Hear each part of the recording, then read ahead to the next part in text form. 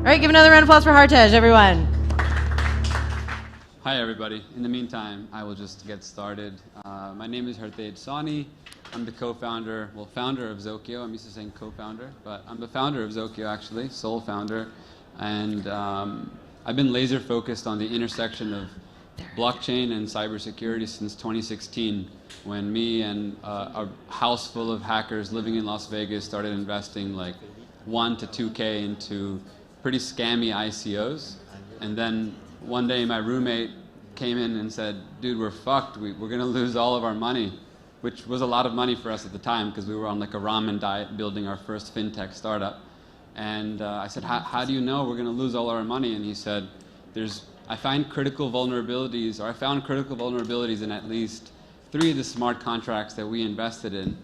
And I found them with my bare naked eye. I didn't do any fuzzing. I didn't write any tooling. And we stumbled into saying, why don't we create a company that sits on this intersection of blockchain, web3, and cybersecurity? And here we are today. I mean, back then the company was Hosho. Between 2016 and 18, we audited more ICOs than anyone else in the world. And then fast forward to 2018, we went from being a Las Vegas-based company to extremely remote. Hosho never raised any venture capital. Hosho never launched a token because it's unethical for an auditor to have a token. And then Zoko went remote first. So Zoko, we've got people in 19 countries. There's about 30 of us. And we mostly are known for auditing smart contracts on all the major chains, but EVM is where all the action is at still. I'll start the presentation. This might be familiar for those of you that are in cybersecurity. It's the classic Swiss cheese model. And each layer of the Swiss cheese, it represents a layer of defense. And as you can see, each layer of defense, just like Swiss cheese, has holes in it. And what I will say is, this picture it's a risk management concept that is extremely normal in cybersecurity, Web 2.0. But I'd say in Web 3, you can multiply this by about 10 in terms of the size of the Swiss cheese and the size of the holes in each layer of the defense.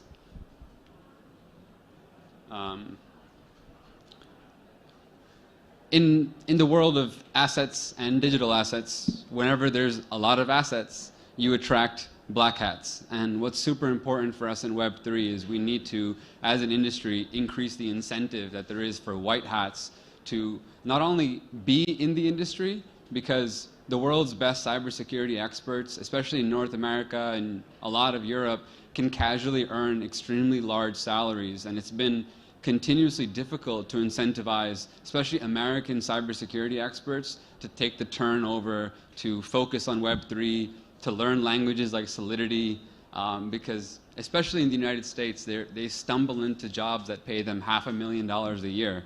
And they're like, I'm not sure I want to join your scammy industry. And so incentive does matter. This is taken from DeFi Llama. This is not my information. Many of you are probably familiar with DeFi Llama. We've hit a point now where almost $7 billion total has been hacked. Of that, 5 of it is from DeFi, and a substantial amount of the hacks, as most of you know, has actually been due to bridges, which is it's a massive fact. And each of these bars actually represents hundreds of millions of dollars. If you look at the first blip is actually November 2016, when we got introduced to re-entrancy vulnerabilities because of the DAO hack. And then if you look at the second blip, that's parity. But the last 2 years is about $6.3, $6.2 billion is just the last 2 years. It's pretty savage. There we go. So we can classify crypto hacks based on the layer of the stack that was exploited and the method that was used. The crypto application ecosystem consists of interoperable protocols that run on smart contracts, that rely on infrastructure that includes the blockchain and the internet itself. And what's super common is flash loan exploits. We tend to see exploiters use these flash loans in order to exploit smart contracts because they don't have to actually put up any collateral to execute the transaction, and they can extract money without putting up collateral, because as long as the funds are returned within the same transaction, you don't have to put up any collateral. And so flash loans and flash loan exploits, whether it's flash on Oracle attacks, are pretty ridiculously common in our space. And as you can see in this kind of chart, it breaks down all the different types of attacks and the frequency of them in each ecosystem. Flash loan price Oracle attacks dominate.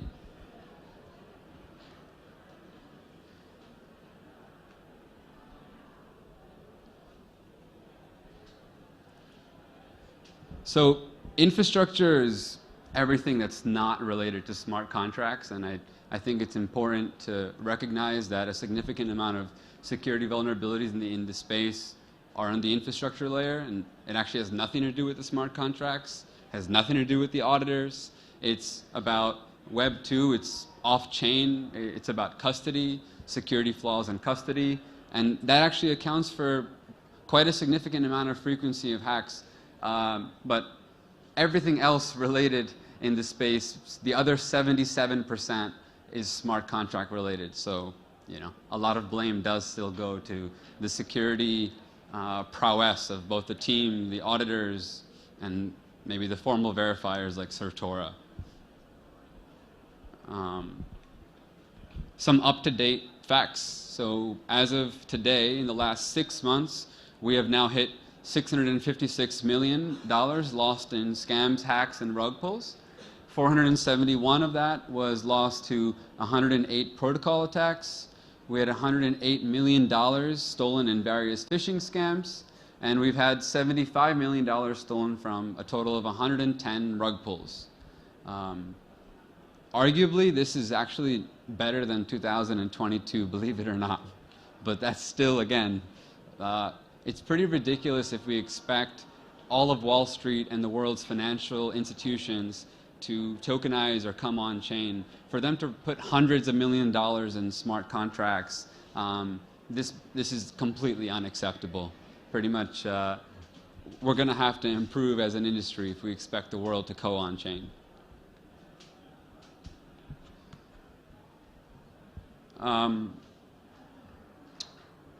Here we have the frequency of smart contract language hacks by type.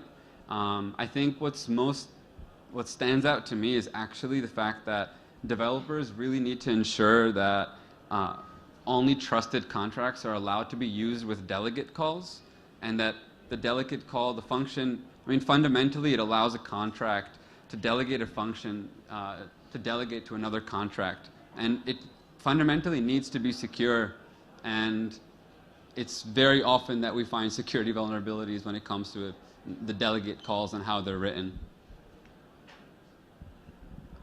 Here's a brief picture of the frequency of hacks by chain.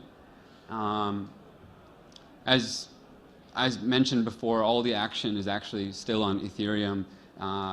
I believe the up-to-date number on that is actually 75%. So about 75% of all the hacks today, the most up-to-date numbers, have occurred on the Ethereum blockchain. But that's also, once again, because that's where all the action is at. As much as we're seeing some new blockchains pop up like Sui or maybe Aptos that are not building EVM, I do at the moment view them as isolated islands that are really cold. And sadly, people do still suck at math, and we noticed that running an auditing firm, because 14% of the protocol logic hats are actually just math exploits. And I think that's also a ridiculously high number. I think we can do better as a space. On a more positive note, I'm very excited to announce that 45% of all the stolen assets in our space have actually been returned. And that is a really drastically different trend as to even last year. Funds were not being returned in such substantial amounts. And this year, we've had $215 million of stolen assets returned. The only hack to date that crossed $100 million is actually the Euler hack. And that was even after a lot of money was returned. But a part of this actually, I think, is about improving the process of a hacker being able to report an incident and having more companies monitor the social media feeds in real time to try to monitor for an innocent hacker actually trying to help them. We need to have, there is some platforms, I don't want to throw anyone under the bus, but there's some platforms where ethical hackers are going out of their way to report an incident that they found a vulnerability. They went through the effort of looking for the vulnerability because there was potentially $100,000 on the line in a bounty. But sadly, a lot of those bounties are not being paid. And that's really, it's a shame that, that happens. In addition, sometimes companies are not responding the right way when someone emails them or messages them on Telegram and says, I found a security vulnerability. Instead of literally giving them a reward of hundreds of thousands of dollars, sometimes they're still threatening them with a lawsuit. It's a bit ridiculous. And on a positive note, recently there was a firm that found, actually it was Certic, believe it or not. Certic found a vulnerability in SUI, and SUI paid them $500,000. So, bravo, Certic. You did something right.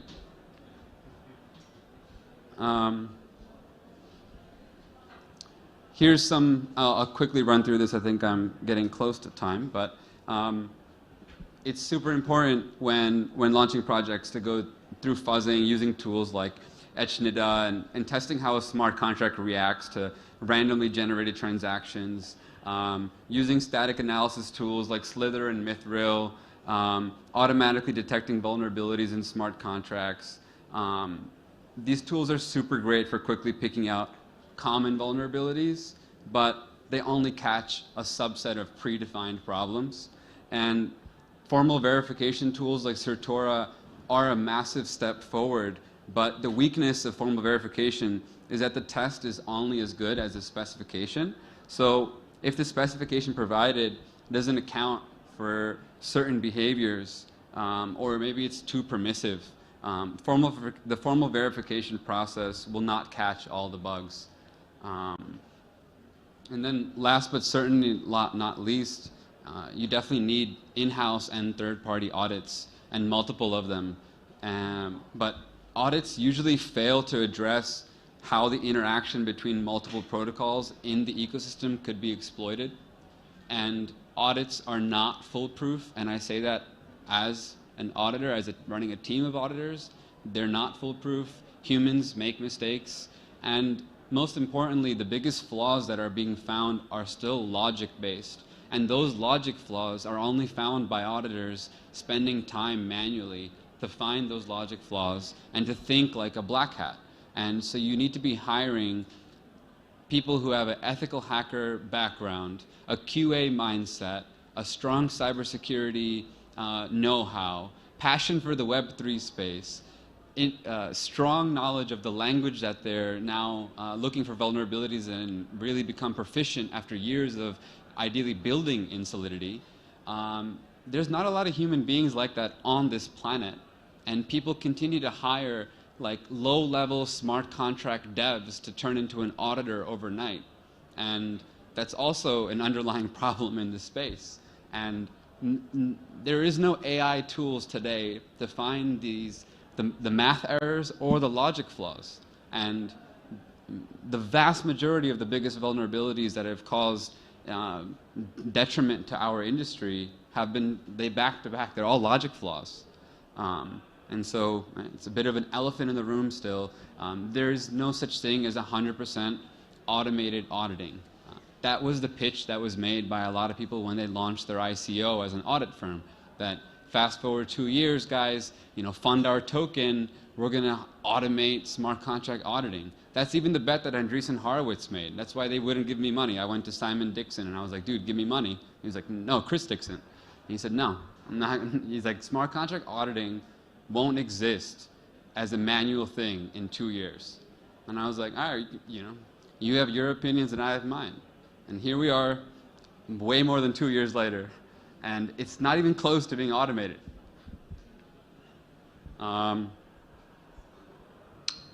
The future of Web3 security is going to be treating security as an ongoing process. Even when you look at the Nomad hack, it was caused by not doing another audit after making upgrades post the audit. This can't happen, and we need better tools and processes in place to do continuous security monitoring and to not treat security on a basis of reaction and letting events occur. And we can't be kids burning their hands on the stove and then reacting that way. It cannot be reaction-based. It needs to be an ongoing process. On-chain monitoring, we're actually seeing a lot of companies claiming to leverage AI or machine learning, which is a bit controversial because where does the data set actually come from? But we are seeing a growing number of companies take a stab at trying to leverage AI to do proactive on-chain monitoring. The first one to pop into that space to claim decentralized proactive monitoring with a token is Forda Network. More recently, we've had some noise about Hypernative, Cybers, Shield. We at Zoko are building something. Still in a little bit of stealth. More info to come. But I'm glad a lot of people are taking a stab at this. But I will say it's rather early because in theory you can give early warning to when a composability attack occurs. But during a flash loan attack, the funds are usually stolen in a single transaction. And so when you're screwed, you're already kind of screwed. So in our space, it's kind of a race to how much can we reduce the time between alerting a company proactively that something's about to go down, and how can we actually help them do something? In the traditional asset security space, we've seen companies like Mandiant, who have been acquired for a lot of money by Google Cloud, establish pretty fundamental asset security principles, both through they have a network, they have a dashboard, but then they also coordinate the actual physical red teams, and they have what's called cybersecurity playbooks. In traditional cybersecurity, having a playbook is very standard, and sadly in Web3 we literally don't even use this word. We don't have playbooks yet in Web3. And so I think it's going to be these newer players like Forda or Hypernative or Mamoru.ai, some of these players that are going to help solve that problem in the space of implementing playbooks plus proactively giving us on-chain alerts. Oops. It's definitely time to proactively prevent hacks. One thing I want to touch on here is actually not as much on the InfoSec side, it's actually on the fundamental OPSEC side. And this is where the investor lens comes in actually. When we're investing into companies, we've started to go through a bit of a cybersecurity shower and to ask companies, hey, do you guys use company laptops? What messaging platforms are you using to talk about sensitive company information? Do all the employees at your company have physical YubiKeys? How are you managing passwords? If you have a physical office, what are your security measures for allowing somebody in that office? Do you have scanned ID cards? Is anybody just allowed to walk into your office and wear one of your company t-shirts, pop on headphones, and hop on an engineer's desk? And will anyone even recognize him or her? Who has access to the actual router in the office? In the past, we have caught a cleaning lady being paid to tamper with the routers of an office. You do need to think about these things, and I think these things make people really nervous. And over the years, as an auditor, I've gotten a really ridiculous amount of calls in the middle of the night with people very, very scared, being threatened by a hacker. And they're like, they know where my wife is, they know my kids' names. that's not the time that you want to be reaching out to an incident response team.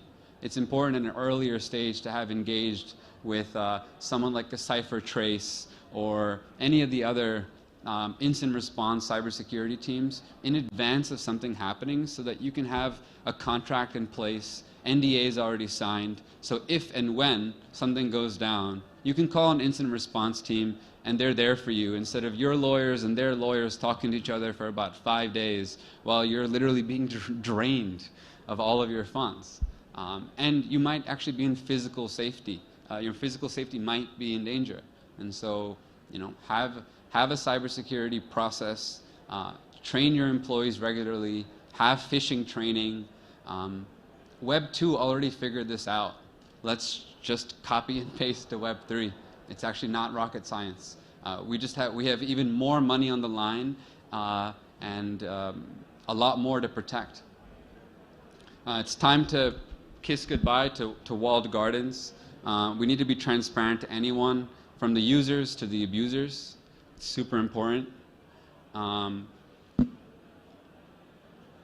I guess I'll just end with this positive note to remain vigilant and to treat security as a continuous process, not an event-based one. And I'm really looking forward to a more streamlined and organized process for crypto hacks to be reported, like most of all. I'll be hanging around here. I'm easy to find.